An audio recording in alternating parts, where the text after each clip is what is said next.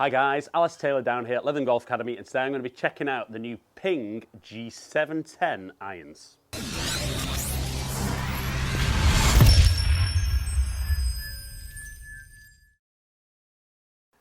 So I'm in a nice fortunate position that Ping have sent me 5-iron, 7-iron and 9-iron in the 710. So this is going to be the replacement for the G700, which was really popular. Hollow-headed iron, little bit bigger, kind of low CG, getting the ball in the air. But let's have a close-up look at the head. Let's talk about a little bit of the tech that's in there. Then let's hit the 3 different clubs. Give you a little bit of an idea as to kind of any improvements that have been made with these and the kind of golfer that might be looking to put these in the bag, or might you be looking to kind of blend your sets a little bit with these. But super good looking club, so let's have a nice close-up look. So G710, we can see a black finish this year and a little bit of different shaping in the back of the head than we saw from G700.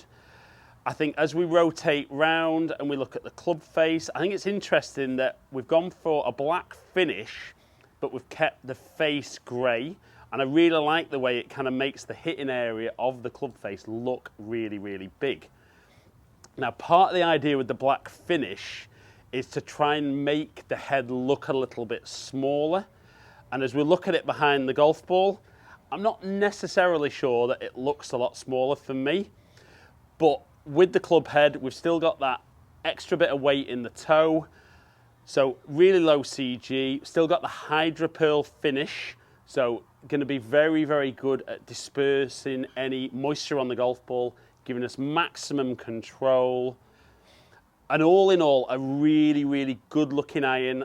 Only real change in the performance from what Ping are saying is a little bit higher MOI, so a little bit more forgiving. 5%, will we see that in testing? I'm not sure, but if I'm being honest, it's a really good looking iron. Right then guys, as ever, I'm going to hit Titleist Pro V1X on TrackMan. I'm on normalised mode, so we're going to take the bit of breeze and the fact that it's freezing down here today out of the equation. But I'm going to hit a few more shots than normal with each iron, maybe about 10 balls with each. I'm not necessarily going to show every single ball flight, but just run through them a little bit quicker, give you some numbers on each iron, and give you just a bit of feedback on looks and feel. So we're going to go 7-iron to begin with. I think it looks great behind the ball, and I absolutely love the grey face. I think it really kind of makes that hitting area look massive. So anyone that's not a great ball striker, feel free to leave a comment on my ball striking. I think it'll inspire that little bit of confidence. So 7-iron, G710, off we go.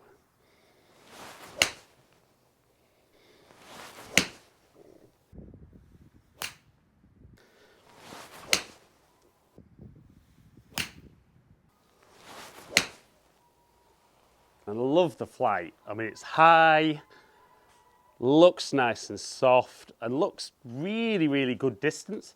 Doesn't look the longest 7-iron that I've tested lately, but certainly the loft-wise at 29.5, it's strong, but not as strong as some of the 7-irons out there.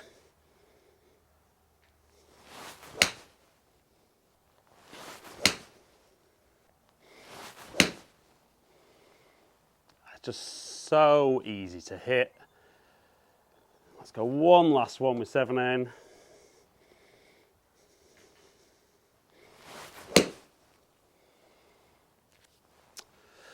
Yeah, I mean, looks good, feels good. Let's look at some numbers for 7-iron and then we'll switch over to 5-iron.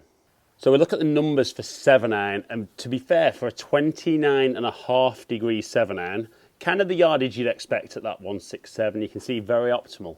But what I'm super impressed with this is the amount of backspin on there.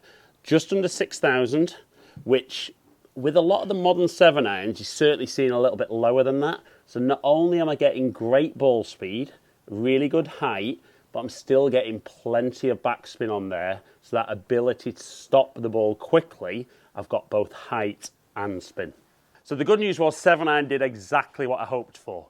Now, my little concern going from 7 to 5 is that the 5-iron's 23 degrees, which is fairly strong, but also it's only 6.5 degrees less than 7-iron. So my concern is I might not see 20 yards difference, which I'm seeing with a lot of the modern irons. I think the stronger lofts are making that tougher for them to do. And I think it's just making it harder and harder for guys to buy sets where the club works of anything longer than 6-iron a lot of the time. So again, we're going to hit maybe 10 shots with 5-iron, give you a bit of idea how this performs.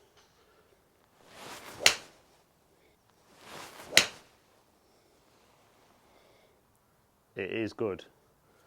I mean, it's high, it's long. Oof, that is very, very easy to hit.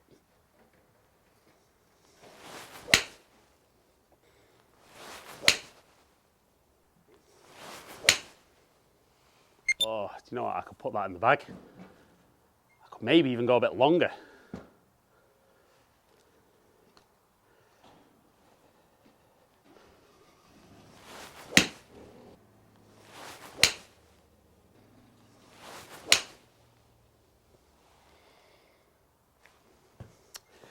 Right, last couple, but I mean, I'd be very interested to see the numbers with this because this just feels unbelievably easy to hit.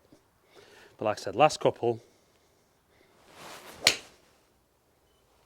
Oh, get in my bag.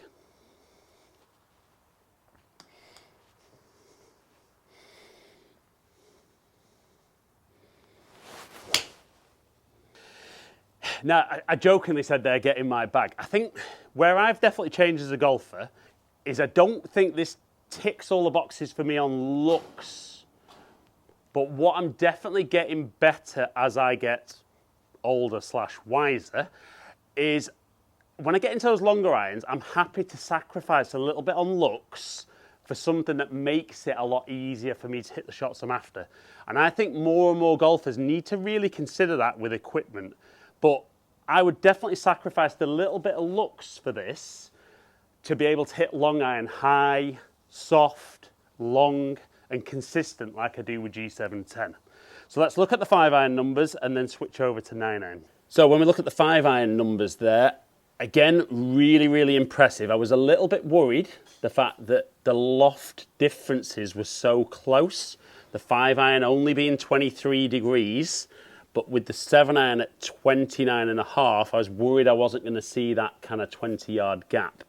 So at 192 carry, again, we're seeing really, really good ball speed, really good launch angle, and again, that super impressive backspin and height. So really, for that longer iron, still maintaining that ability to hit the ball a long way, but land the ball softly and stop the ball quickly. So again, great numbers. So that takes me into 9-iron, 39 degrees.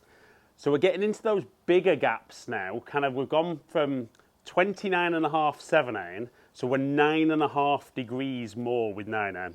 Again, we're going to hit 10 shots. I say I'm going to hit 10 shots, see how 9-iron performs. But so far, 5-iron and 7-iron, really, really good.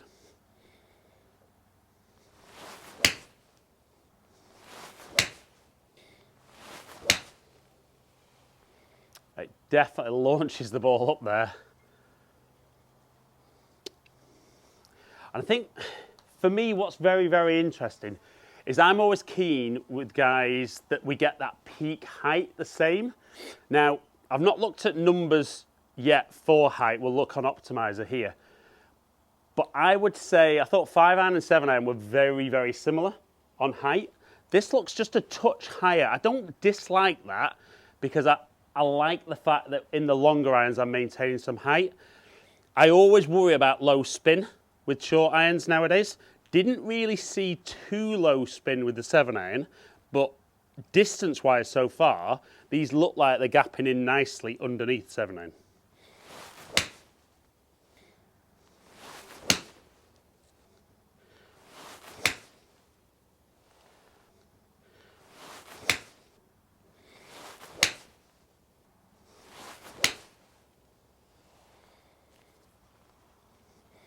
Let's go one final one.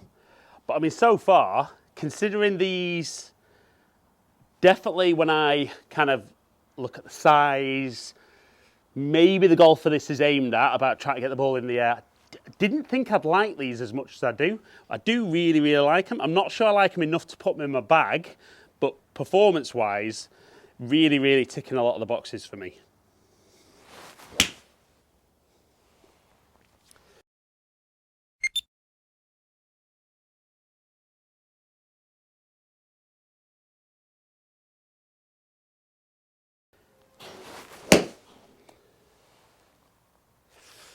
Right then, I do like those. I do like those, to be fair. So 5-iron and 7-iron so far were very, very good in performance-wise. Let's see how 9-iron stands up. They looked very, very good, but let's look at some numbers and see overall how G710 has performed. And as we look at the 9-iron numbers there, again, we can see really good ball speed, good launch, 39 degrees, so not necessarily the strongest, but certainly on the stronger side. Really, really high. Now, we do see pretty low backspin here for a 9-iron, considering there was a lot of shots hit there. But still hitting the ball super, super high, so that ability to get that ball landing a little bit steeper. Certainly for me, probably if I was a little bit steeper into my angle of attack, I'd probably generate a little bit more spin there. But my only little criticism there is slightly low spin with the 9-iron. Right then, guys, so we've seen the numbers, and to be honest, the 5-iron, the 7-iron, and the 9-iron do exactly what you would want them to do. Even though, for me, when I'm looking at the specs of the irons, I'm always a little bit concerned nowadays that as they get into those kind of mid and longer irons, we're not seeing 4 degrees in loft anymore. You know, 3.5 in there sometimes. And then as you get into the short irons, you're getting more into kind of 5.5 degrees iron to iron. What I'm really impressed with these, though, is you still see a correct gapping. I think in some of the sets I'm testing lately, there isn't a 10-yard gap as you get into those longer irons. It's a little bit smaller. And when you get into the shorter irons, you're getting into more like a 15-yard gap. So I think Ping have done a really, really good job here. And it's no massive surprise. Ping always do a good job with their clubs.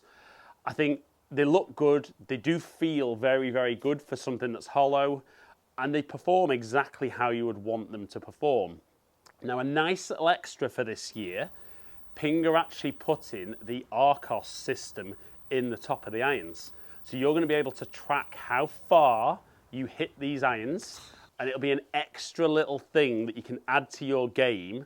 So you might have a gapping session and learn how far you hit it, but you can also get some real-time data from when you've played as to how far you hit in each club. And I just think it's some extra tech that's just coming into more and more of the clubs. But for me, G710, I think it is going to be a very popular model. Like I said, it looks good, feels good, and performs. I still think potentially some guys are going to want these in longer irons, and maybe in the short iron might lean more towards I500. Little sticking point is going to be colour. Now, will there be an I500 replacement towards the end of the year? Maybe. Will it be black?